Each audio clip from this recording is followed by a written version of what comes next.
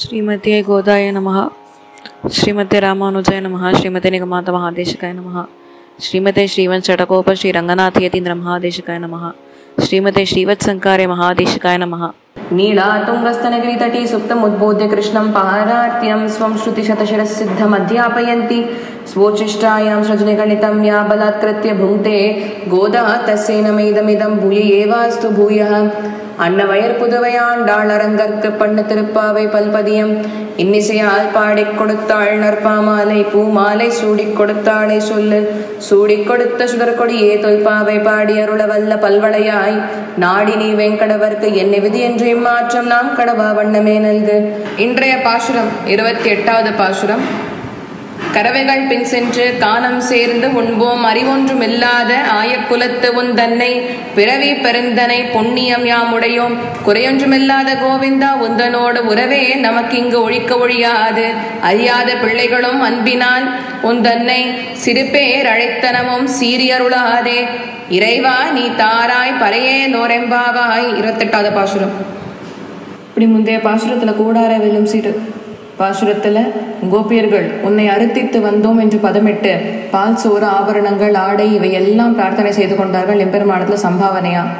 அப்ப இதை பார்த்த கண்ணன் கோபியர்களை பார்த்து கேட்டானா, நீங்க ஏதோ சிற்றின்பங்களை ஆசைப்படுறாப்புல தெரியறது என்ன, இந்த ஆபரணங்களை கூட அலங்காரங்களை கூட வஸ்திரங்களை கூடன்னா இது லோக சுகங்கள் லோக ரீதியா இருக்க உங்களுடைய பிரார்த்தனை எல்லாம் நான் நினைக்கிறேன் உங்க மனசுல இந்த வைராகியம் வரல நினைக்கிறேன். இந்த வைராகியம் வந்த அப்புறம் சொல்லுங்கோ அப்படின்னாராம். அப்போ உடனே கோபியர்கள் கண்ணனை பார்த்து சொன்னாலாம், வெளியிலேருந்து பார்க்கறதே உங்களுக்கு நான் என்னமோ லோக ரீதியாக எல்லாத்தையும் பிரார்த்தனை பண்ற மாதிரி தெரியும், ஆனா அப்படி கிடையாது. உள்ளூர் எங்களுக்கு இருக்கிற எண்ணம் என்னன்னு கேட்டா, நீயே எங்களுக்கு வரமா வேணும், வேற எந்த பிரார்த்தனை எங்களுக்கு வேண்டாம், நீயே எங்களுக்கு ஒன்ன கொடுத்துடு, கூடவே நித்திய கைங்கரியத்தையும் எங்களை கொடுத்துடு, தவிர வேற எந்த விதமான பிரார்த்தனை எங்களுக்கு இல்லை அப்படின்னா. இதை கேட்ட எம்பெருமானுக்கு அவ்வளவு சந்தோஷமா உடனே கோபியர்களுக்கு அவனுடைய மகா விபூதிகள் என்று சொல்லக்கூடிய ஐஸ்வர்யத்தை காண்பித்து கொடுத்தானாம். இதை பார்த்த கோபியர்கள் அபராத க்ஷமாம் பிரார்த்தனை பண்ணிட்டானா எம்பெருமான்ட்ட.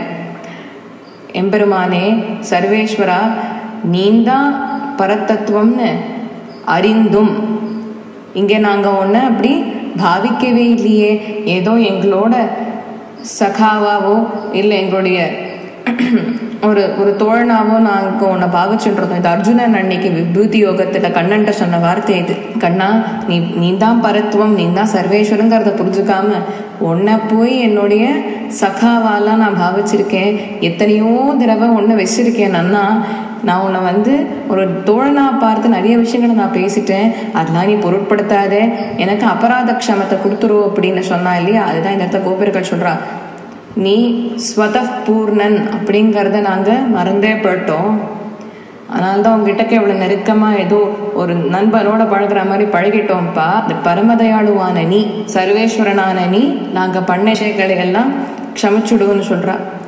ஆனால் இந்த இடத்த சொல்ற, எப்பவுமே ஆயப்பாடியில் இருக்கோமே ஸ்திரீகள்லாம் எப்படின்னா இடது கைக்கும் வலது கைக்குமே எங்களுக்கு வித்தியாசம் தெரியாது. அப்படிப்பட்ட அஜ்ஞானிகள் நாங்கள். அப்படிப்பட்ட அஜ்ஞானிகளாக இருக்கக்கூடிய நாங்கள் உன்னை ஏதோ சகா அப்படிங்கிற முறையில் அணுகிட்டோம், அதனால தயவு செஞ்சு தப்பா எடுத்துக்காத, நீ சர்வேஸ்வரங்கிறத புரிஞ்சுக்கிட்டேன், அதனால எங்களுக்கு அபராத க்ஷமத்தை கொடுத்துடு அப்படின்றா. நீ சொல்ற எங்களுக்கு ஞானமோ பக்தியோ அனுஷ்டானமோ ஆச்சாரமோ வித்வத் பலமோ கிடையாது, அதனால்தான் உன்னையே சித்தோபாயமா நாங்க பிரார்த்தனை பண்ணிட்டு இருக்கோம். அதனால ஒரு சரணாகத்தனுக்கு இருக்க வேண்டிய 7 விஷயங்கள் மனசளவுல அது எங்கள்கிட்ட கிடையாது. ஆகிஞ்சன்யம் கைமுதல் இன்மை முதல்ல, நைச்சியம் அதாவது நான் எம்பெருமானை விட கீழே இருக்கக்கூடியவன் என நான் பரதந்திரன், நல்ல நைச்சியானுசந்தானம். அடுத்தது எம்பெருமானோட சௌலபியத்தை புரிஞ்சுக்கிறது, எம்பெருமானே பரதத்துவம்னு புரிஞ்சுக்கிறது, எம்பெருமானோட ஜீவாத்மாக்கு கூட சேஷத்த ஞானம் சம்பந்தம். அதுக்கு அடுத்தபடியா நாங்க பண்ற இந்த விஷயங்கள் எல்லாம் அபராதங்கள்னு எங்களுக்கு தெரியாது, ஏன்னா நீ தான் சுவாமித்துவத்தை வெளிப்படுத்தின்னு இருக்கேங்கிறதும் எங்களுக்கு தெரியாது. அதனால எங்கள ஒருவனாதான் உங்களை பார்த்தோமே தவிர்த்து எங்கேயோ பரமபதநாதனா வாசம் பண்ணிட்டு இருக்கேன்லாம் நாங்க பார்க்கல, அதனால இது எங்களுக்கு தெரியாது. அதனால 7வதா சொல்லும் பொழுது கடைசியில ஆண்டாள் நீந்தான் ஜெகத் ரக்ஷகன், நீ தான் எங்களுக்கு ரக்ஷகன்கிறதையும் நாங்கள் மறந்தோம். சரணாகதனுக்கு இருக்க வேண்டிய 7 விஷயங்கள் இது மனசளவில். ஆக்கிஞ்சன்யம், நைச்சியம், எம்பெருமான சௌலபியத்தை புரிஞ்சுக்கிறது, பரத்துவத்தை புரிஞ்சுக்கிறது, அவனுக்கும் எம்பெருமானுக்கும் இடையே இருக்கக்கூடிய சம்பந்தத்தை புரிஞ்சுக்கிறது, அவனுடைய திருவடி வாரத்தை அபராத க்ஷாமனம் பண்ணணும்னு புரிஞ்சுக்கிறது, உன்னடி சேர்வண்ணம் அருளாய் கலைக்கண் மற்றிலேன் அப்படின்னு ஆழ்வார் சொன்ன மாதிரி அதை செய்வது. இது எல்லாம் இந்த 7 விஷயங்களும் நாங்கள் பண்ணவே இல்லை. பெருக்காரணி சுவாமி இதுக்கு வியாக்கியானம் சொல்லும்போது சொல்கிறாராம், இந்த பாசுரத்தில் 3 இடத்துல உன் அப்படிங்கிற பதத்தை ஆண்டாள் பதிவிட்டிருக்கா. ஒன்றென்னை பிறவி பெரும் தன்னை புண்ணியம் யாமுடையோம்னு சொன்னா. அடுத்த வரியில ஒன்றனோடு உறவே நமக்கு ஒழிக்க ஒழியாதுன்னு பதம் போட்டா. அடுத்தபடியா அன்பினால் ஒன்றென்னை சிறு பேர் அழைத்தனவும்னு பதம் போட்டா. ஆனால் இந்த இடத்துல ஆண்டாள் சொல்றாளாம், குறியொன்றுமில்லாத கோவிந்தான்னு பதத்தின் மூலியமாக நாங்கள்லாம் அறியாத பிள்ளைகளும் அப்படின்றா. எங்களுக்கு என்ன பாக்கியம், நீ எங்களுடைய ஆயக்குலத்தில் ஒருவனாய் அவதரித்தது தான் எங்களுக்கு கிடைச்ச பாக்கியம். அதனால எங்கள ஒருவனாக தான் உன்னை பார்த்துருக்கோம். நீ ஏதோ பரத்துவம் சர்வேஸ்வரன் இந்த ஞானம்லாம் எங்களுக்கு கிடையாது. ஆயக்குல பெண்களுக்கு எப்படின்னாக்கா அவளுக்கு இடது கைக்கும் வலது கைக்குமே வித்தியாசம் தெரியாதான். அது அவளே சொல்றா, உங்களுக்கு இடது கைக்கும் வலது கைக்குமே வித்தியாசம் தெரியாது. அதுக்கப்புறம் தானே நீ சர்வேஸ்வரன் ஸ்ரீயப்பதிங்கிறதெல்லாம் நாங்கள் தெரிஞ்சுக்கிறது. அதனால நாங்கள்லாம் சாதாரண பிள்ளைகள், அறியாத பிள்ளைகள். அதனாலதான் எங்கள ஒருவனா உன்னை பாவிச்சு உங்ககிட்ட இத்தனை தடவை வந்து வந்து வந்து பேசினோம். ஆனால் அவனுடைய மகா விபூதிகளை காண்பித்து நீ தான் சர்வேஸ்வரன்கிறதையும் எங்களுக்கு காண்பிச்ச. அதனால அதை இந்த இடத்துல சொல்றாளாம், ஒன்றென்னை பிறவி பெரும் தன்னை புண்ணியம் யாமுடையோம். நீ பிறந்த குலத்துல நாங்க பிறந்திருக்கோமே, அந்த ஒரே ஒரு புண்ணியம் தான் எங்களுக்கு, வேற எந்த புண்ணியமும் எங்களுக்கு இல்லை. அதனால அன்பினால ஒன்றன்னை சிறு பேர் அழைத்தனவும், நாங்க உன்னை அன்பால பாசத்தால நிறைய இடங்கள்ல பேர் சொல்லி கூட்டிருக்கோம், சகான பாவிச்சிருக்கோம். அதனால தயை கூர்ந்து அதெல்லாம் பொருட்படுத்தாதே. நாங்க ஒன்று நிறைய இடத்துல நந்தகோபன் மகனே எல்லாம் அழைச்சிருக்கோம். நந்தகோபன் மகனேன்னு சொன்னாக்க ஆண்டாள் இந்த இடத்துல என்ன சொல்ல வரா, டைரக்டா அவ கணவன் அழைக்காமல் மாமனார் பேரை சொல்லிட்டு கணவனை சொல்றா. நந்தகோபன்னா இவளுக்கு மாமனார் இல்லையா, மாமனார் பேரை சொல்லிட்டு மகனேன்றா. இது எவ்வளோ டீசெண்டா இருக்கு பாருங்க. திட்டணும்னா கூட இதே மாதிரி திட்டிக்கலாம் இல்லையா, திட்டுறது கூட யூஸ் பண்ணிக்கலாம். எல்லாம் டைரக்டா ஆத்துக்கார திட்டாம சுத்தி வளைச்சு திட்டுறது. அவரோட பிள்ளை தானே அப்படின்னா அது வேற மாதிரி ரியாக்ட் ஆகும். இந்த இடத்துல நந்தகோபன் மகனேன்னு பாசமா கூட்டல்னாக்க சரி ஆத்துக்கார் ரொம்ப பாசமா அட்ரஸ் பண்றா அப்படின்னு சொல்லலாம். இந்த இடத்துல ஆண்டாள் பாசமா தான் அட்ரஸ் பண்றா. பட் சொல்ற நாளைக்கு திட்டணும்னா கூட ஆமா அவரோட பிள்ளை தானே, அவர் அப்படிதான் அப்படின்னு சொல்லிட்டேன்னாக்கா அது யாரை குறிக்கிறாளோ அவளை குடிச்சிட்டு போயிட்டே இருக்கும். இங்க பாருங்க, நந்தகோபனுக்கும் யசோதைக்கும் பிறந்த பிள்ளை தானே கண்ணன், அவனுக்கு ஒரே ஒரு பிள்ளை தானே. அதனால நந்தகோபன் மகனேன்னு கூப்பிடுறான் ஆண்டாள். அதனால சொல்றா கோபேர்கள் நந்தகோபன் மகனேலாம் நிறைய இடத்துல அட்ரஸ் பண்ணியிருக்கோம், அதனை நீ பொருட்படுத்தாதே, சீரி அருளாதே அப்படின்னா இதெல்லாம் நீ தப்பா எடுத்துக்காதப்பா, எங்களுக்கு உந்தன்னோட உறவு ஒழிக்க ஒழியாது அப்படின்றா. உங்களோட எங்களுக்கு இந்த உறவு இருக்கே அதை யாராலையும் அழிக்கவே முடியாது. ஏன்னா நீ சேஷி, நாங்கள்லாம் சேஷர்கள். அதனால எனக்கும் உனக்கும் இடையே இருக்கிற இந்த சேஷத்துவ பந்தத்தை யாராலையுமே அழிக்க முடியாது. சர்வ ஜீவ சேஷத்துவம் அதுதானே உன்னுடைய பிரணவத்தினுடைய மூலப்பொருள். அதனால சர்வ ஜீவ சேஷத்துவத்தை நாங்கள் புரிந்து கொண்டோம். ஆனால் சர்வேஸ்வரா ஸ்ரீவைகுண்டத்திலே இந்த பூமியில் அவதரணம் பண்ணிருக்கியே, எங்களுக்கு நித்திய கைங்கரிய புருஷார்த்தத்தை அனுகிரகம் பண்ணுன்னு சொல்ற ஆண்டாள். பிராபிய பிராபக சங்கிரகனாய் இருக்கக்கூடியவனே, எங்களுக்கு நீ இந்த நித்திய கைங்கரிய புருஷார்த்தத்தை அனுகிரகம் பண்ணு. நாராயணனே நமக்கே பறை தருவான்னு ஆண்டாள் முதல் பாசுரத்திலே போட்டா பாருங்க. அதுதான் இந்த இடத்துல சொல்றா. கூடவே இந்த பாசுரங்கள்ல கறவைகள் பின் சென்று அப்புறம் சிற்றஞ்சிறுக்காலே வந்தோன்னே செய்வித்துங்கிற பாசுரத்திலையும் முன்பு சொன்ன அந்த பரத்துவத்தை வெளிப்படுத்துறா. பகவத் தாசியம் ஸ்வஸ்வாமி மூலியமாக அவ வெளிப்படுத்துறா இந்த இடத்துல. இது பெருக்காரணை சுவாமி வியாக்கியானங்கள். இப்ப பிபி அண்ணகராஜ சுவாமி அனுபவம் என்ன, கறவைகள் பின் சென்று காணம் சேர்ந்துன்போம்னா இல்லையா, கறவைகள் பின் சென்று காணம் சேர்ந்துன்போம் அப்படின்னா காணம் சேர்ந்துன்போம். கோபேர்கள் தனியே இந்த இடத்துல சொல்றாளாம், யாருக்கெல்லாம் நம் மாடு மேய்ப்பாளோ அந்த குலத்தை சேர்ந்தவர்கள் நாங்கள். அதனால எங்களுக்கு சத்காரிய பலன்னு எதுவும் கிடையாது. நாங்கள் ஏதோ பசுக்கள் போகும், அது பின்னாடியே நாங்களும் போவோம் அப்படின்னா. இந்த பாசுரத்தில் அழகாக இன்னொன்னும் சொல்கிறா, இந்த பசுக்கள் பின்னாடி நாங்களும் போவோம், பசுக்கள் எந்த பாதையில் போகிறதோ அப்படிதான் நாங்களும் போவோம், பசுக்களை மேய்ப்போம், அதோட என் கடமை முடிஞ்சு போயிடுதுன்னா. இந்த இடத்துல பசுக்களை பாகவதாவோட பார்க்குறா. பாகவதா பின்னாடி நம்ம போனோம், பாகவதாவில் கைங்கரியம் பண்ணுறோம் ஆயிடுறது. இப்போ கறவைகள் பின் சென்று காணம் சேர்ந்து உண்போம், அறிவொன்றும் இல்லாத ஆய்குலத்து பிறவி பெரும் தன்னை புண்ணியம் யாம் அடையும் அப்படின்னு சொன்னா இல்லையா. முதல் பதத்துல கோபியர்கள் ஏதோ அவ வாழ்க்கை ஓட்டணுங்கிறதுக்காக மாடுகளை மேய்த்து காடுகளுக்கு சென்று இதெல்லாம் பண்ணுவா. ரெண்டாவது பதத்துல அறிவொன்றும் இல்லாத ஆய்குலத்து பெண். அப்ப இந்த இடத்துல சொல்லும்பொழுது அபகர்ஷ அனுசந்தானத்தை பத்தி சொல்றா. எங்களால இந்த பக்தி ஞான யோகங்களும் கடைபிடிக்க முடியாது, ஏன்னா நாங்க அதுக்கெல்லாம் அன்ஃபிட்டா இருக்கோம் அப்படின்றா. அதனால தத்துவைத்த புருஷார்த்தத்தையும் ஞான சூன்யர்களை பற்றியும் இந்த இடத்துல சொல்றா. நாங்களாம் தத்துவைத்த புருஷார்த்த ஞான சூன்யர்கள், அவன் பசுவுக்கு சமானமானவன் அப்படின்றா. இங்க சொல்ற நாங்களாம் தத்துவைத்த புருஷார்த்த ஞான சூன்யர்கள், எங்களுக்கு அதை பத்தி ஒண்ணுமே தெரியாது. மூன்றாவது பதம் போடுறதே இங்கே சொல்றச்சே பிறவி பெருந்தனை புண்ணியம் யாமுடையோம்னு சொல்லும் பொழுது இந்த இடத்துல ஆண்டாள் எம்பெருமானுடைய குலத்துல பிறந்த தவிர வேற எந்த பாக்கியமும் எங்களுக்கு கிடைக்கல, சஜாத்தியனாய் அவனுடைய குலத்துல நாங்கள் பிறந்திருக்கோம், அதுவே நாங்கள் செய்த பெரிய பாக்கியம். நான்காவது பதத்துல குறையொன்றுமில்லாத கோவிந்தா, உன் கூட இருந்து எங்களுக்கு கிடைச்ச மூல சுக்கிரதத்தை பத்தி ஆண்டாள் எடுத்துரைத்தா. ஈஸ்வர குண பூர்த்தி, அந்த எம்பெருமான் பிராபிய பிராபக சங்கரத்துவம் மற்றும் குண துங்கத்துவம் இருக்கக்கூடியவனாய் இருக்கக்கூடிய அந்த எம்பெருமான் குறையொன்றுமில்லாத கோவிந்தா. ஐந்தாம் பதம் மூலியமாக ஒன்றனோடு உறவே நமக்கு இங்கு ஒழிக்க ஒழியாதன் பதம் மூலியமாக ஞான சம்பந்தத்தை பத்தி எடுத்துரைத்தா. ஆறாவது பதம் அறியாத பிள்ளைகளும் அன்பினால் அப்படின்னு பதமிட்டு கோபியர்கள் பக்தியோ ஞானமோ இல்லாதவர்களாய் நாங்கள் திகழ்கின்றோம்.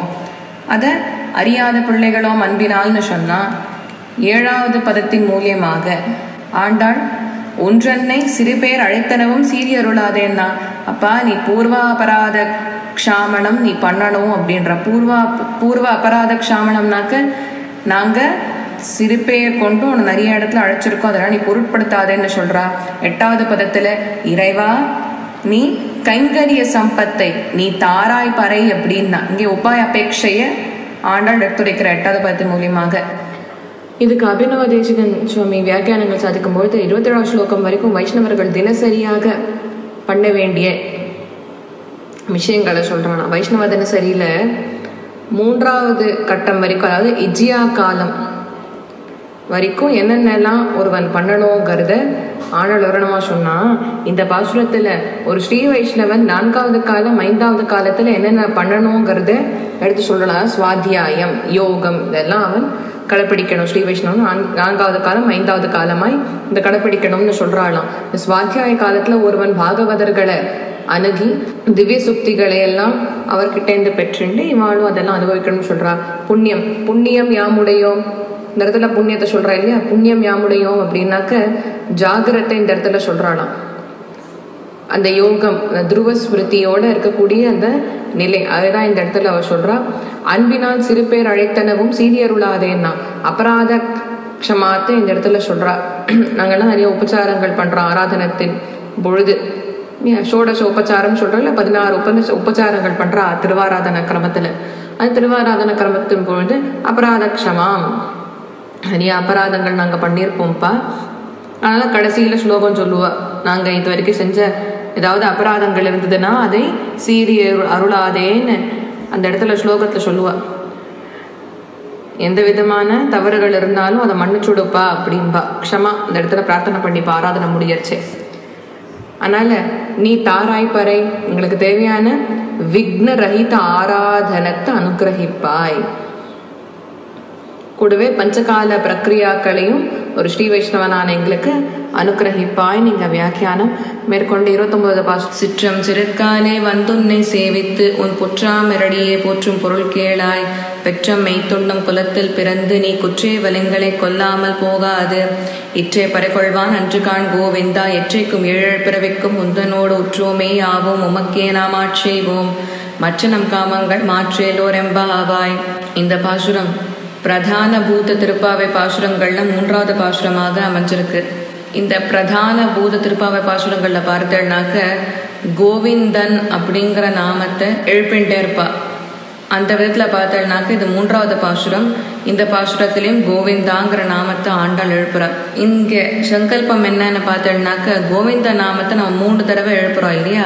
இந்த கோவிந்தாங்கிற நாமத்துக்குள்ள கோதா அப்படிங்கிற நாமமும் அடங்கி இருக்கு. இந்த பாசுரம் எப்படின்னாக்க பகவத் தாசியத்துக்கு சங்கல்பிக்கக்கூடிய ஒரு பாசுரமாக இருக்கு.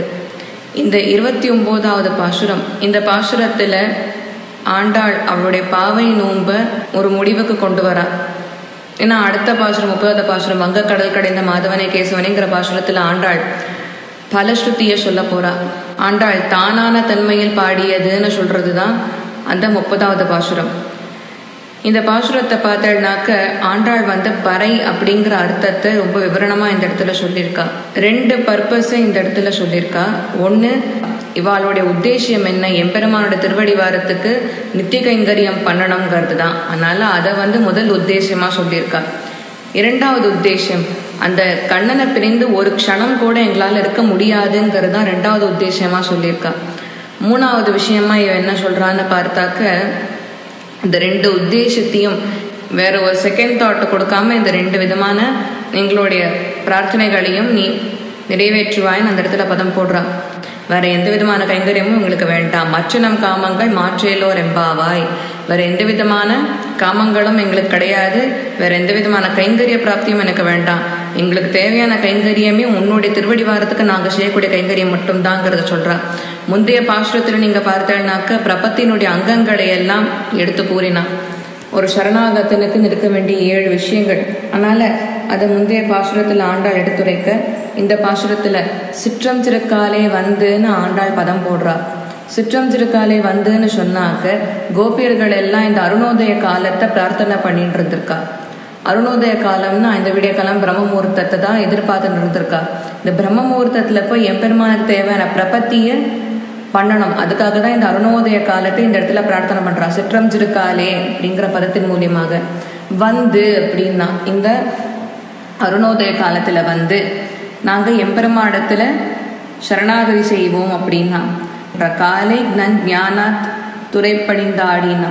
இதுக்கு அர்த்தம் என்னன்னாக்க எம்பெருமான விடிய காலம்பர சேவித்தாதான் உண்டா, அதுக்கப்புறம் அவன் பிஸியா படுவானா. அந்த மாதிரி எம்பெருமானுடைய உபதேசத்தை சித்தாச்சாரிய உபதேசமாய் இந்த சிற்றஞ்சிறு காலையில் பெற்றால்தான் அது உசிதம் அப்படிங்கறது இந்த இடத்துல சொல்றா. இந்த பிரபத்திக்கான வேலையை பாருங்க, விடிய காலம்பர பண்ணணுமா. அது ஒரு பிரபன்னனுக்கு உண்டான ஒரு கைங்கரியம். அது விடிய காலம்பர எழுந்திருந்து எம்பெருமான்ட்ட சரணாகதி பண்ணி அவனுக்கு கைங்கரியம் பண்றதெல்லாம் பிரபன்னன் பண்ண வேண்டிய கைங்கரியம். இதை கூட உதாரணங்களா சொல்லும்போது முனிவர்கள் யோகிகள் இவாளுமே விடிய காலம்பர பிரம்மமுகூர்த்தத்தில் எழுந்திருந்து ஹரிநாம சங்கீர்த்தனம் பண்றா. அதனால காலை நம் ஞானா துறை படிந்தாடி அப்படிங்கறத சொல்றா. கோபியர்கள் சொல்றாளாம், உன்னெல்லாம் காலம்பர சேவிச்சாதான் உண்டு, மத்தியான வேலையானா நீ வேற எங்கேயா ஓடி போய்டுற. அதனால அப்படி அங்க பசுமாடுகள்லாம் மேய்க்க போறதுக்கு முன்னாடி உன்னை சேவிச்சுட்டோம்னா எங்களுடைய கர்த்தவிய உபாயம் முடிஞ்சு போயிடுறதே அப்படிங்கறத சொல்றா. இங்க ஆண்டாள் நமக்காக பிரபத்திக்குன்னு இருக்கக்கூடிய அந்த க்ஷண கர்த்தவிய உபாயத்தை நமக்கு நினைவூற்றா. சிறுகாலை சிற்றஞ்சிறு காலையில செய்யக்கூடிய அந்த க்ஷண கர்த்தவிய உபாயத்தை இந்த இடத்துல நமக்கு நினைவூற்றா. அடுத்தது உன்னை சேவித்துன்னு பதம் போட்ட ஆண்டாள். கோபியர்கள் கண்ணடத்துல கேட்கறானா, விடிய காலம்புற என்ன பனி கொட்டுறதுங்க, ஒவ்வொருத்தருடைய சிரஸ்லயும் அந்த பனி துளி விழுந்துட்டே தான் இருக்கு. இப்படி இருந்தும் நாங்க உன்னை பார்க்கறதுக்காக வந்திருக்கோம். அதனால சொல்றாளாம், நாங்கள்லாம் ஆக்கிஞ்சன்யத்தையும் அனன்ய கதித்துவத்தையும் பார்த்து பயந்து போய் உன் திருவடி வாரத்தை நாடி வந்திருக்கோம், உன்னோட திருவடி கைங்கரியம் பண்ணோம்னுட்டு. அதனால இந்த இடத்துல உன்னை அப்படிங்கறத சொல்றதன் மூலியமாக ஆண்டாள் அவனுக்கு அவனுடைய தயை அத நினைவூற்றா. அவனோட தயை எப்படிப்பட்டது, ஆஸ்ரிதர்கள்னு வரும்பொழுது அவன் என்ன சொல்றான் அந்த இடத்துல, என்னோட ஆஸ்ரிதர்கள் சரணாகதர்கள்னு வந்துட்டாக்க எந்த காரணத்தை கொண்டும் நான் அவளை ரட்சிக்கிறத விடமாட்டேன், அதனால பயப்பட வேண்டாம்னு அபயஹஸ்தத்தை நின்று இருக்காங்களோ. அதனால இந்த இடத்துல சொல்றா, அப்படிப்பட்ட அபயஹஸ்தத்தை நீட்டு நின்று இருக்கியே, உன்னோட ஆஸ்ரிதர்கள் உன்னை கண்டு அஞ்சேல் அப்படின்னு சொல்றதுக்காக தானே நீ இப்படி நின்றுருக்க. அப்படிப்பட்ட உன்னை சேவித்துன்னு பதம் போடுறா. இதுக்கு என்ன பொருள் சேவித்துன்னு பார்த்தேன்னாக்க பூர்வர்கள் சொல்லக்கூடிய விஷயமா இருக்கட்டும், இல்லை வேதங்க சாதிக்கூடிய விஷயமா இருக்கட்டும். இது எப்படின்னாக்க, ஒரு உதாரணத்துக்கு ஜலத்தில் சர்க்கரையை கரைக்கிறோம் வச்சுக்கோங்க. அப்போ அந்த சர்க்கரை முழுசாக கரைஞ்சு போய்டுறதோ இல்லையோ, அந்த மாதிரி ஒரு பக்தன் எம்பெருமான் முன்னாடி அஞ்சலி முதிரையோட நின்னானாக்க எம்பெருமான் திருவுள்ளம் அப்படியே கரைஞ்சு போய்டுறதான், கோபத்தாபங்கள் இல்லாம. இந்த தேசிகரே சொல்றார், அஞ்சலி வைபவத்தை சொல்றச்சே, நான் என்ன ஆயுதம் எடுக்க போறேன், எப்ப எடுப்பேன், எத்தனை நாளைக்கு ஆகும், இதெல்லாம் நான் அந்த ஆயுதத்தை எடுக்கிறதுக்கு முன்னாடியே உனக்கு தெரியும். அதில் நான் எந்த அஸ்திரத்தை ஏந்தினாலும் நீ அதுக்கு பதிலுக்கு உண்டான அஸ்திரத்தை ஏந்தி நிற்பேன். அதனால உங்ககிட்டக்க இந்த அஸ்திரங்களை வச்சு என்னால் சண்டை போட முடியாது. அதனால என் கையை கூப்பிடுறேன்றார் தேசிகர். அந்த இடத்துல கையை கூப்பினா எம்பெருமான் திருவுள்ள முருகிடுறதான். அவன் வேற எதை எதிர்பார்க்கறது இல்லையா. அவன் சொல்றான், என்னுடைய திருவுள்ள முருகிடுறது, வேற எந்த விதமான கவலைகளும் இல்லைன்னு சொல்றான். இப்போ அதுதான் இந்த இடத்துல சொல்லும்போது, ஒரு பக்தன் அஞ்சலி முத்திரைய வச்சுட்டு எம்பெருமான் முன்னாடி நின்னானாக்க எம்பெருமாடு அந்த மனசு உருகிடுறது. அதனால என்ன பண்றானா, உடனே அந்த பக்தன் என்னென்னலாம் கேட்கறானோ அதையெல்லாம் அனுகிரகம் பண்ணிடுறான். என் கண்ணனே பகவத்கீதையில சொல்றானே, நான் யாருக்கிட்டையும் எந்த காரணத்தாகவும் தோத்து போக மாட்டேன், பக்தனிடத்துல மட்டும்தான் தோத்து போவேன். ஏன்? அவனுடைய பக்தியை பார்த்து, அவன் என் மேல வச்சுட்டு இருக்கக்கூடிய அந்த காதலை பார்த்து, அந்த காதல்னாலதான் நான் தோத்து போவேனே தவிர்த்து மற்றபடி வேற எந்த விஷயத்தினாலையும் என்ன ஜெயிக்க முடியாதுங்கிறத சொல்றார். உன் பொற்றாமரடியே போற்றும் பொருள் கேளாய். ஆழ்வார் இந்த இடத்துல சொல்றார், கச்சினம் மேய்த்த இந்த கழுதனை பணிமி நீரேன்னு அந்த தொகுடி போட்டியாளர் எடுத்த பாசுரத்தை இங்கே ஆண்டாள் அழகா எடுக்கிறா பாருங்க. உன் பொற்றாமரடியே போற்றும் பொருள் கேளாய்னு பதம் போட்டிருக்கா. உன்னுடைய திருவடிகள் தானே பரம போக்கியம். அதனால அப்படிப்பட்ட திருவடி நித்திய கைங்கரியம் தான் எங்களுக்கு வேணும்ன்றா. போற்றும்னு சொல்லும்பொழுது எந்த விதமான பிரதிபலனும் எதிர்பாராமல், பல்லாண்டு பாடுவதற்கு பல்லாண்டு பாடுவதே பலன். இது சொல்வதை போல எம்பெருமானுடைய அனுகிரகத்தை வைத்துக்கொண்டு எவன் ஒருவன் பல்லாண்டு பாடுகின்றானோ அவனுக்கு பல்லாண்டாக என்ன கிடைக்கிறது? திருப்பி பல்லாண்டு தான் கிடைக்கிறது.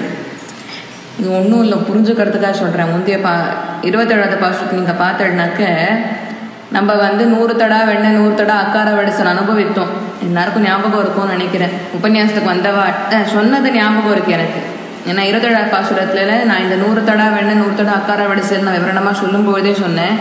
ஆண்டாள் திருமாதரஞ்சோலை எம்பெருமான் கிட்டக்க 100 தடா வெண்ணெய் சொன்னேன், 100 தடா அக்கார வடிசல் சொன்னேன்னு சொன்னா இல்லையா. அதுக்கு எம்பெருமான் அதை புஜித்து விட்டு என்ன சொன்னான், இதுக்கு என்ன சம்பாவனை வேணும்னா, அதுக்கு ஆண்டாள் என்ன கேட்டா, இதுக்கு சம்பாவனையா நீ இன்னொரு 100 தடா வெண்ணெய் 100 தடா அக்கார வடிசல் அம்சயிக்கணும்னு சொன்னான்.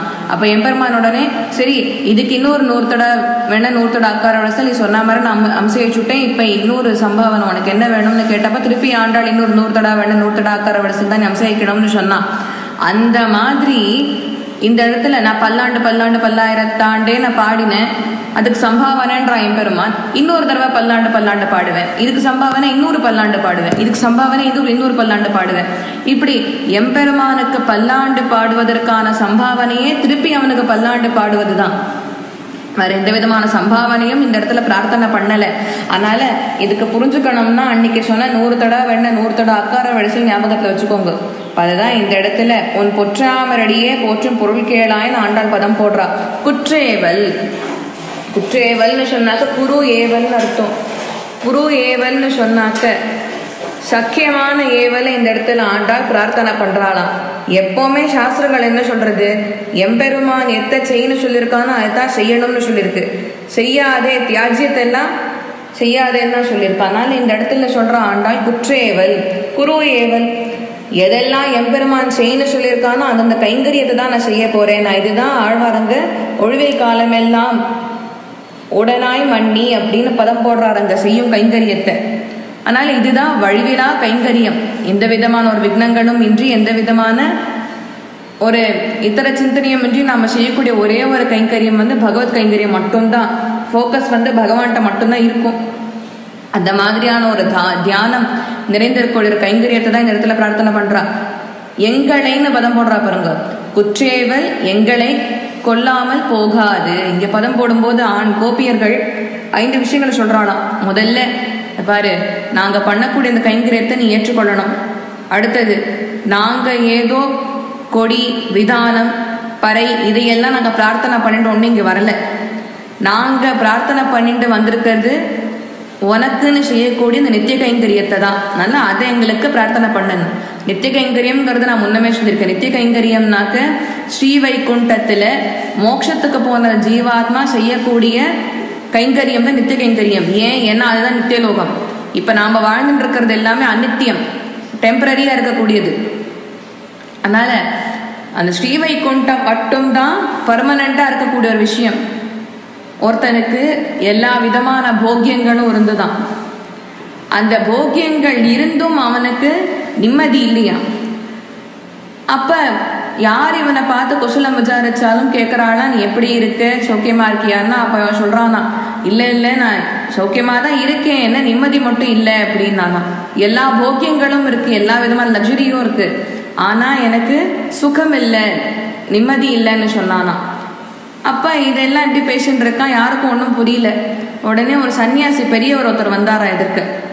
அப்ப அவர் பார்த்து கேட்டாரா, ரொம்ப பரிச்சயமானவர் போல் இருக்கு. அவர் பார்த்து கேட்கிறார், என்னப்பா எப்படி இருக்க, சௌக்கியமா இருக்கியான்னா. இப்போ சொல்றா, எல்லாம் இருக்கு சார், ஒண்ணு மட்டும் இல்லை. என்னது, நான் நிம்மதி சுகம் இது மட்டும்தான் என்கிட்ட இல்லைன்னா. அது போக்கிய சுகங்கள் இருக்கு, ஆனா மனசளவுல சுகம் இல்லைன்றார். அதனால சுகம் நிம்மதி இல்லைன்றார் அந்த இடத்துல. அதனால அந்த எத்தி பார்த்து சொல்றாரா, நீ ஒன்று பண்ணு, எனக்கு உன்னுடைய பர்மனன்ட் அட்ரஸ் எனக்கு எழுதி கொடு. எழுதி கொடுத்தியான்னா நான் உனக்கு இதுக்கு விட தெரிஞ்ச உடனே கொண்டு வந்து சொல்றேன் அப்படின்னு. உடனே அவன் இருக்கிற வீட்டு அட்ரஸை கொடுத்தானோ. 1க்கு 3 வாட்டி அந்த மகான் வந்து கேட்கிறாரா, இதுதான் உடைய பர்மனன்ட் அட்ரஸ் ஆகிட்டு. அப்ப இவர் சொல்றாரா, இது ஒண்ணு பர்மனன்ட் அட்ரஸ்னா இதுதான் என் பர்மனன்ட் அட்ரஸ், வேற என்ன அட்ரஸ் என்கிட்ட இருக்குன்னா. உடனே அந்த மகான் சொல்றாரா, சரி ஒரு 10 வருஷம் கழிச்சு வந்தா நீ இருப்பியான்னு. இருப்பேன் சார். ஒரு 30-40 வருஷம் கழிச்சு வந்தா, சார் ஆல்ரெடி எனக்கு வயசு 60, 30-40 வருஷம்லாம் கணிக்கவே முடியாது. அப்ப இதுதான் பர்மனன்ட் அட்ரஸ்ன்னு கொடுத்தீங்கன்னா அப்ப இது என் பர்மனன்ட் அட்ரஸ் இல்லையா நான். அவன் அதுக்கு அந்த எத்தி சொல்ற, பர்மனன்ட் அட்ரஸ்னா நிரந்தரமா நீ அங்கேயே தான் இருக்கணும். 40 வருஷம் கழிச்சு நீ இல்லை அப்படின்னாக்கா அப்புறம் அந்த அட்ரஸ் எதுக்கு என்கிட்ட கொடுத்துட்டு இருக்கு.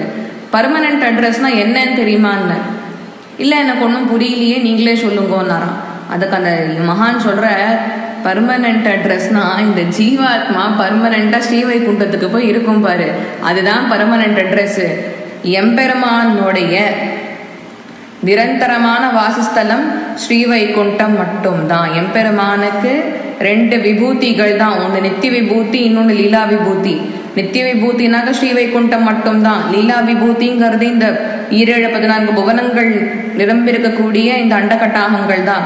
நான் அன்னைக்கே சொன்ன, சிருஷ்டியை சொல்லும்போதே 10,000 அண்டகட்டாகங்கள் இதே மாதிரி இருக்குன்னு சொன்னேன். இந்த 10,000 அண்டகட்டாகங்கள் சேர்த்துதான் எம்பெருமானோட லீலா விபூதி வருது. அந்த லீலா விபூதிங்கிறது எம்பெருமானோட சிருஷ்டியில இது வெறும் 1/4 பங்கு தான். நித்திய விபூதிங்கிறது இதை விட 3 மடங்கு பெருசு. அதனால அந்த ஸ்ரீவைகுண்டத்துல இருக்கிற பரமபதநாதன் காருண்யம் உள்ளம் கொண்டுதான் முதல்ல திருப்பார்கடல்ல அவதரணம் பண்றான். அங்கேந்து அது எம்பெருமான் மீண்டும் தயை கொண்டு இந்த பூவுலகத்துல அவதரணம் பண்றான். அர்ச்சா விக்கிரக மூர்த்தியாய், சாலக்கிராம மூர்த்தியாய் எம்பெருமான் இந்த பூவுலகத்துல அவதரணம் பண்றான். சரியா? இன்றளவும் ஏன் உற்சவமூர்த்தி வெளியில வரார், அத்தனை பேருக்கும் ரட்சிக்கணுங்கிறதுக்காக தானே, எல்லாருமே என்னை சேவிக்கணுங்கிறதுக்காக தானே. இன்றளவும் நம்பெருமாள் வெள்ள வீதி புறப்பாடு கண்டருளரார் அப்படின்னு சொன்னாக்கா அவருக்கு என்ன, உள்ளே உட்காந்தாக்க அவர் ரங்கராஜன் ஆச்சு, உள்ள உட்காந்து ஒரு 1000 பேர் அவரை வந்து சேவிச்சுட்டு போறார். ஆனா அது விஷயம் இல்லை. அந்த நம்பெருமாள் வெள்ள எழுந்துருளுவதற்கு காரணம் அது கிடையாது. வெள்ள கோயிலுக்கு வர முடியாம இருந்திருப்பா. எத்தனை ஜீவாத்மாக்கள் கோயிலுக்கு வராம சுத்தின்னு இருக்க தெரியுமா? கண்ணுக்கு தெரியாத எத்தனை ஜீவராசிகள் சுத்தின்னு இருக்கு. அத்தனை ஜீவராசிகளுக்கும் மோட்சத்தை அனுகிரகிக்கணுங்கிறதுக்காக தான் வெளியில ஷட்டாரியோட வராவன். எங்கேயுமே பாருங்க, புறப்பாடு இருக்கிறதே பெருமாள் திருவடி கிட்ட ஷட்டாரி இருக்கும். ஒரு ஷட்டாரி இவர்கிட்ட இருக்கும், இன்னொரு ஷட்டாரி பிராட்டிகிட்ட இருக்கும். ஏன் அப்படின்னா, எம்பெருமாள் இடத்துல ஏன் ஷட்டாரி வேணும், அவன் தான் வெளில புறப்பாடு கண்டருளிட்டானே, திருவடி சேவை தான் ஆறுதே அப்படின்னு. அப்படி கிடையாது அர்த்தம். ஏன்னா திருவடினா அது அமிர்தம் வழியக்கூடிய ஒரு விஷயம். அது திருவடி. அந்த திருவடியை நான் ஒன்ஸ் ரசிக்க ஆரம்பிச்சுட்டேன்னாக்க கண்கள் மேலே போக மாட்டேங்கிறது, திருவடியிலேயே செட்டில் ஆயிடுறது. சரி, மேலே எம்பெருமான் என்னெல்லாம் ஒட்டியானங்கள் போன்றிருக்கா, நல்லா வஸ்திரங்கள் போன்றிருக்கானா, எங்களுக்கு அதில் கான்சென்ட்ரேஷன் போல திருவடியிலேயே அடங்கிட்டோம். ஏன்னா நம்பெருமாளுக்கு மட்டும்தானே பாதுகை இருக்கு. அந்த பாதுகை அதை பற்றி பாதுகாசுரத்தில் சுவாமி தேசிகன் அழகாக 1008 ஸ்லோகங்கள் சாதிச்சிருக்கார். ஒரு யாமம் முடியறதுக்குள்ள அது சுவாமி தேசிகன் பாடியிருக்கார். ஒரு யாமம்ங்கிறது என்ன கணக்குன்னு கேட்டாக்க, காலம்பரை சூரிய உதயத்திலேருந்து 3 மணி நேரம் கணக்கு. 6 மணிக்கு சூரிய உதயம் சொன்னாக்கா 6லேருந்து 9 1 ஜாமம், 9லேருந்து 12 2ஆம் ஜாமம், 12லேருந்து 3 3ஆம் ஜாமம். இந்த மாதிரி ஒரு நாளைக்கு 8 ஜாமம் இருக்கு. அது சம்ஸ்கிருதம் சொல்றது யாமம்னு சொல்றோம். ஒரு யாமம் முடியறதுக்குள்ளனாக்க பாதுகாதேவி வந்து மணிபாதுகேத்துவம் நிறைய வர்ணனை பண்ணிட்டே வர. அதனால அந்த பாதுகளை சொல்றச்சே தங்க பாதுகைகள் மணிபாதுகைகள்னு பிரபாவ பத்தத்தின்னு ஒரு பద్ధதி போடுறார். 3வது பద్ధதி அது. 3வது பద్ధதியில சொல்றச்சே இந்த பாதுகாதேவியினுடைய பிரபாவத்தை வரிசையா சொல்லிட்டே வர்றார். மாணிக்க வஜ்ர வைடூரியங்கள் நிறைஞ்ச ஒரு பாதுகை அது. அதனால்தான் அந்த திருவடியை பார்த்து திருப்பி எங்களுக்கு கண்கள் மேல கவனம் போக மாட்டேங்கிறது. அது அழகா இருக்கு, அங்கேயே செட்டில் ஆயிடுறது, மனசு மேல போக மாட்டேங்கிறது. இல்லை எதுக்காக சொல்றான், அந்த நம்பெருமாள் அன்னைக்கு வீதி புறப்பாடு வெள்ளை எழுந்துருடினார்னு சொன்னாக்க கோட்டி கோட்டி கணக்கான ஜீவாத்மாக்களுக்கு மோட்சத்தை அனுகிரகம் பண்ணிட்டு இருக்காரு. எத்தனை பேரால கர்ப்பகிரகத்துக்குள்ள போய் சேவிக்க முடியும்? அதுவும் ஸ்ரீரங்கம்லாம் பார்த்தேன்னாக்கா தங்கப்படி பெருசா இருக்கும். அதை தாண்டி தான் சன்னதிக்குள்ளேயே போகணும். எந்த ஆரியப்பட்டாள் வாசலுக்கு வேணாலும் போங்க. அது வந்து ரங்கநாச்சியார் சன்னதிக்கு போகக்கூடிய அந்த ஆரியப்பட்டாள் வாசலா இருக்கட்டும், அது நம்பெருமாள் சன்னிதானத்துக்கு போகக்கூடிய ஆரியப்பட்டாள் வாசலா இருக்கட்டும், இந்த ஆரியப்பட்டாள் வாசல் படி நீங்க பார்த்தேன்னாக்கா நல்லா பெருசா இருக்கும் தங்கப்படி. வயசான வாழால சில பேரால அந்த படியை தாண்டி போகவே முடியாது, ரொம்ப சிரமப்படுவார். அதனால்தான் பெருமாளே வெளில வந்து விடுறார், கவலைப்படாதீங்க நான் வரேன் அப்படின்றார். 2வது ஏன் 2 இடத்துல சட்டாரினாக்க, நம்பெருமாள் வீதி புறப்பாடுக்கு வந்துட்டார். வீதியில வர ஜீவாத்மாக்கள் அத்தனை பேருமே மோட்சத்தை அனுகிரகம் பண்ணிடுறார். இப்ப வீதியில வராத சில ஜீவாத்மாக்கள் தாயார் சன்னதிக்கு போகுமே, பெருமாள் சன்னதிக்கு போகுமே. பெருமாள் சன்னதியில சட்டாரி கிடையாது, இப்ப தாயார் சன்னதி சட்டாரி இருக்குமே. அதனால என்ன ஆகுது, அங்க பிராட்டி கிட்ட சொல்றாராம் பெருமான், கவலைப்படாத, நான் இங்க வந்து வெளியில வீதி புறப்பாடு போறதே வழியில வர ஜீவாத்மாவெல்லாம் சட்டாரி கொடுத்து நான் மோட்சத்தை அனுகிரகம் பண்ணிடுறேன். நீ அங்க வர ஜீவாத்மாக்களுக்கெல்லாம் சட்டாரி அனுகிரகித்து மோட்சத்தை அனுகிரகின்றான். அதனாலதான் 2 இடத்துல சட்டாரி, இங்க சட்டாரி அங்கேயும் சட்டாரி. பெருமாள் சன்னதி சட்டாரி கிடையாது, பெருமாள் சன்னதி சட்டாரி தான் பெருமாளோட வெள்ளம் வந்துடுறது. தாயார் சன்னதியில இருக்கிற சட்டாரி தான் அப்ப உள்ள வர ஜீவாத்மாக்களுக்கெல்லாம் மோட்சத்தை அனுகிரகிக்கும். அப்போ இங்க சொல்றா பாருங்க, நாங்க வந்து உடைய கைங்கரியத்தை நாடிதான் வந்திருக்கோம், வேற எதையும் நாடி வரல. அதனால 3வது விஷயமாக உற்றோமே ஆவோம், எப்பவுமே நாங்க உனக்கு சேஷர்கள் தான். சேஷர்கள்னு சொன்னாக்க எம்பெருமான் சேஷி, நாங்கள்லாம் சேஷத்துவத்தை எப்பவுமே மனசில் ஞாபகம் வச்சுருப்போம். நீ கவலைப்படாத, நான் சேஷனா இருக்கேன், நீ சேஷியாவே இரு. நீ சுவாமித்துவத்தை வெளிப்படுத்துற, ஜெகத்காரணத்துவமா இருக்கு, கரணம் காரணம் கர்த்தா விகர்த்தா சகதாம சொல்ற மாதிரி நீ தான் வந்து எல்லாத்துக்கும் காரணத்துவமா இருக்க, மூலாதாரம் நீந்தான், ஜெகத் சிருஷ்டிக்கு நீந்தான் காரணம், ஜெகத்தை சங்கல்பிச்சதும் நீந்தான். இந்த 7-14 புவனங்கள் நிறைஞ்சிருக்கக்கூடிய அண்டக்கட்டாகம் 10,000 அண்டக்கட்டாகங்களை போய் சொல்றதே அத்தனையுமே நீந்தான் வந்து ரட்சிச்சுட்டு இருக்க, நீந்தான் மெயின்டைன் பண்ற, நீந்தான் அதை பிரளய காலத்திலையும் அந்த பிரளயத்துக்கு காரணமாக இருந்து அதே சமயத்துல பிரளய காலத்துல சாது ஜனங்களை ரட்சித்து நீந்தான் பண்ண போற எல்லா வேலைகளையும். அதனால நீ தான் எல்லாமே சர்வேஸ்வரங்கிறத நான் புரிஞ்சுட்டேன். அதனால எப்பொழுதுமே நாங்கள் உனக்கு உற்றோமே ஆவோம், உனக்கான கைங்கரிய பரர்களாக தான் அங்க இருப்போம்.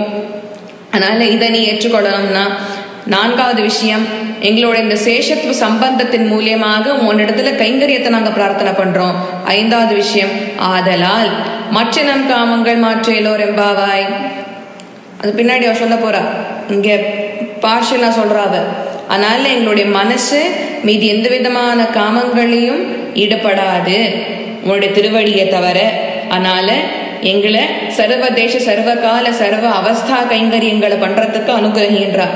பரமைகாந்திகளான அந்த கோபியர்கள் எந்த விதமான பிரதிபலனும் எதிர்பாராமல் இந்த கைங்கரிய பிராப்தியை பிரார்த்தனை பண்றா. கோபியர்கள் சொல்றாளா, இது தேஹிமே ததாமித்தே கிடையாது. தேஹிமே ததாமித்தேனாக்க நான் வந்து உங்ககிட்ட ஒண்ணு விஷயத்த பிரார்த்தனை பண்ணி பதிலுக்கு நீ அதை பண்ணி கொடுத்தியானா நான் உனக்கு இதை பண்றேன்னு சொல்றேன் பாருங்க. ஒன்றும் இல்லை, கோயிலுக்கு போனா வச்சுக்கோங்க, எம்பெருமான் பகவானை பிரார்த்தனை பண்றதே, நீ எனக்கு இந்த வருஷம் இன்க்ரிமெண்ட் கொடுத்தியான்னா பதிலுக்கு நான் உனக்கு ஒரு 100 தேங்காய் உடைக்கிறேன்னா அந்த 100 தேங்காய் உடைச்சாதான் அந்த எம்பெருமான் வந்து நீ பண்றது எல்லாத்தையும் நான் ஏத்துக்க போறேன்னு சொல்ல போறானா? அப்படி இல்லையே. ஆசையா பண்ணுங்கன்ற பிரதிபலனுக்காக பண்ணாதீங்க, தேகிமே ததாமித்தே பண்ணாதீங்க. இந்த ஆடி சேல்லாம் பார்த்தோன்னு வச்சுக்கோங்க, எக்ஸ்சேஞ்ச் ஆஃபர் வருவாங்க, கிறிஸ்மஸ் சேல் ஆடி சேல்லாம் வந்து வச்சுக்கோங்க, டிஸ்கவுண்ட் போடும்போது இந்த ஃபோனை பழைய ஃபோனை கொடுத்துட்டு புது ஃபோன் வாங்குவா பாருங்க, எக்ஸ்சேஞ்ச் கிடையாது. நான் ஒன்று கொடுத்தேன் அவனுக்கு பதில் கொடுக்கறதுக்கு, ஆசையா பண்ணுங்க. அதை ஒரு வைரமுடி சாத்தினா கூட அவனுக்கு என்ன அழகா இருக்கும் தெரியுமா, அந்த வைரமுடி ரத்னங்கி சாத்தினி, அந்த ரத்னங்கி அவனுக்கு எவ்வளவு அழகா இருக்கும் தெரியுமான்னு அவன் அழகை ரசிக்கிறதுக்காக நீங்க பண்ணுங்க, எம்பெருமான் ரொம்ப சந்தோஷப்படுவான். ஆனா இந்த தேகிமே ததாமி தேங்கிறதுக்காக பண்ணு வச்சுக்கோங்க, நான் உன்னை கொடுத்தேன் நீ எனக்கு இது பண்ணி கொடுத்தீங்கன்னா நான் உனக்கு இது பண்றேன்னு சொல்றான் பாருங்க, அந்த மாதிரியான ஒரு எக்ஸ்சேஞ்ச் ஆஃபர் எம்பெருமான் பிரார்த்தனை பண்ணல. அவன் எக்ஸ்பெக்ட் பண்றதெல்லாம் தூய பக்தி, அவ்வளவுதான். என்ன காதலிங்கோன்னு சொல்றான், வேற ஏதாவது கேட்டான், நான் உங்கள்கிட்ட இருக்கிற மனசை கொடுத்துடுங்கன்றான். அது கொடுக்கறதுக்கு மனசு வர மாட்டேங்கிறது நமக்கு. மனசு கொடுத்துட்டா எங்கேயாவது நைஷன் போயிட்டானா இப்படியே சில பேர் கேட்பானு, எம்பெருமான் கிட்ட பேரம் பேசாமல் எம்பெருமான் இடத்துல வெறும் கைங்கரத்தை மட்டுமே பிரார்த்தனை பண்றோம்னா மச்சனம் காமங்கள் மாற்று உந்தன்னோடு உற்றுமையாகும்னு சொன்னா இல்லையா, இந்த அந்தர்கதமான அர்த்தம் பாருங்க. உந்தன்னோடு உற்றுமையாகும் சொல்லும்போது பிரணவத்தை குறிக்கிறானாம் அஷ்டாட்சர மூல மந்திரத்துல. உனக்கே நாம் ஆட்செய்வோம் அப்படி சொல்லும்போது நாராய சப்தத்தை குறிக்கிறார். உந்தன்னோடு உற்றுமையாகும்னு சொல்லும்போது பிரணவத்தை குறிக்கிறார். உனக்கே நாம் ஆட்சேபம் சொல்லும்போது நாராயண சப்தத்தை குறிக்கிறார். மற்ற நம் காமங்கள் மாற்றுன்னு சொல்லும்போது நம சப்தத்தை குறிக்கிறார். அதுதான் இந்த இடத்துல மற்ற நம் காமங்கள் மாற்றுன்னு சொல்றா இந்த இடத்துல. அதனால எங்களுக்கு வேற எந்த விதமான சிந்தனைகளும் வராமல் நீங்க தான் எங்களை உன்னுடைய திருவடிவாரத்துக்குள்ளேயே வச்சுட்டு இருக்கணும். எங்களுக்கு வேற சிந்தனைகள் வந்தாலும் அதை நீ தான் அழிச்சுடணும்னு சொல்றா. மாற்று சர்வ வசீகரனான நீ, உன்னுடைய பிரபன்னங்களை நிராகரிக்கவே மாட்டேன், எப்பொழுதுமே அவளை திருத்தி தடுத்து ஆட்கொள்ளக்கூடியவன் நீ, அதனால எங்களையும் ஆட்கொள்வாயாகன்னு சொல்றா. அந்தர்கதமாக இதுக்கு அர்த்தம் பார்க்கும் பொழுது க்ஷணகால சாத்தியமா இந்த இடத்துல கோபியர்கள் எம்பெருமானத்துல சரணாகதி செய்கின்றார்கள். எம்பெருமான் திருவடிவாரம் மற்றும் அவனுக்கு மங்களாசாசனம் செய்யணுங்கிறது மட்டும்தான் அவளுடைய நோக்கமா இருந்திருக்கு. சொல்லும் போது சொல்றா, ஹே கிருஷ்ணா, நீ எங்களுடைய இந்த ஆயர்குலத்தில் அவதரித்து எங்களுடைய கைங்கரியத்தை எல்லாம் ஏற்றுக்கொண்டு எங்களுக்கு மோட்சத்தையும் அனுகிரகம் செய்ய வேண்டும். ஏன்னா நாங்கள்லாம் பசுபாய ஜீவர்கள், அதனால எங்களுடைய கைங்கரியத்தை ஏற்றுக்கொண்டு மோட்சத்தையும் அனுகிரகிக்க வேண்டும். நாங்க இந்த லோக ஐஸ்வர்யங்களை நாடி நாங்க வரல, கைவல்யத்தையும் நாடி நாங்க வரல, எங்களுக்கு இது ரெண்டுமே வேண்டாம். ஹே எம்பெருமானே, நீ சர்வஜன், அதனால இதை நீ நன்னா புரிஞ்சுருப்பேன்னு எனக்கு தெரியும், இருந்தாலும் உனக்கு நினைவூட்டுறேன்றா. நாங்கள்லாம் எப்பவுமே உனக்கு சேஷத்துவத்தை தான் வெளிப்படுத்துவோம். ஏன்னா நீ சர்வசேஷி, நாங்க எப்போதுமே உனக்கு சர்வதேச சர்வகால சர்வ அவஸ்தா கைங்கரியத்தை தான் செய்வோம். நாங்கள் இதை எங்களுடைய பல சமர்ப்பணமாய் இந்த பாசுரத்துல எடுத்துரைக்கின்றோம்ங்கிறத அங்க சொல்றா. வங்க கடல் கடைந்த மாதவனை கேசவனை திங்கள் திருமுகத்து செயழையா சென்றுரைஞ்சி அங்க அப்பரை கொண்டவாற்றி அணிப்புதுவை பைங்கமல தந்தரியில் பட்டர் பிரான் கோதை சொன்ன சங்கத் தமிழ் மாலை 30 தப்பாமே இங்கே பரிசுரைப்பார் 2 மால் வரை தோல் செங்கல் திருமுகத்து செல்வ திருமாலால் எங்கும் திருவருள் பெற்று இன்புருவர் எம்பாவாய்னு 30வது பாசுரம். அதுல சொல்லும் பொழுது மகா பிரபந்தம் சூடி கொடுத்த நாச்சியாருடையது ஒரு முடிவுக்கு வருது. இத உத்தராயண புண்ணிய காலமா சொல்லப்படுறது. இங்க மகர சங்கராந்தி தினம் கொண்டாடப்படுறது. சுபிக்ஷம் எல்லா இடங்களிலும் நிறைஞ்சிருக்கு. ஆண்டாள் பக்தர்கள் எல்லாம் உலகம் முழுக்க சிரிச்சிருக்கா. அத்தனை பேருமே இதுதான் என்னோட எம்பெருமான், அவனு கைங்கரியம் தான் வசத்தின்னு அவனை கைங்கரியத்தை நாடி போயிட்டு இருக்கா. இன்னைக்கு நமக்கு பரம மங்கள தினம். இந்த 30வது பாசுரம் நமக்கு கைங்கரிய பிராப்தியை அளித்த பாசுரமாச்சே, பகவத் தாசியத்தை அனுகிரகித்த பாசுரமாச்சே. அதனால இந்த பாகவத தாசியத்தை எல்லை நிலமாய் பகவத் தாசியத்துக்கு சொல்லக்கூடிய ஒரு பாசுரமாக திகழ்ந்திருக்கு. அதனால இந்த 30வது பாசுரத்துக்கான வியாக்கியானங்கள் நாம அனுபவிக்கிறதே இன்னைக்கு போகி. கவலைப்படாதீங்க, நாளைக்கு திரும்பி 30வது பாசுரம் மீதி சொச்சம் அனுபவிக்க வேண்டியது இருக்கு. நாளைக்கு வெறுமை சம்மரி சொல்லிட்டு ஆண்டாள் கல்யாணத்தை அனுபவிக்கணும். அதனால இங்க சொல்றா பாருங்க அழகா, இந்த பாகவதா தாசியம் பகவத் தாசியத்துக்கு ஒரு எல்லை நிலமா இருக்கு அப்படிங்கறத சொல்றா. மேற்கொண்டு நாம அனுபவிக்க வேண்டிய விஷயம் நிறைய இருக்கு, அதை நாளை அனுபவிப்போம். ஸ்ரீமதி ராமானுஜாய நமஹ, ஸ்ரீமதி நிகமாந்த மகாதேசிகாய நமஹ. 5வதும் அடிப்பணிவதும் ஆட்சியவதும் மறந்தனுக்கே சர்வம் ஸ்ரீ ரங்கார்ப்பணம். ஆண்டாள் திருவடிகளே சரணம்.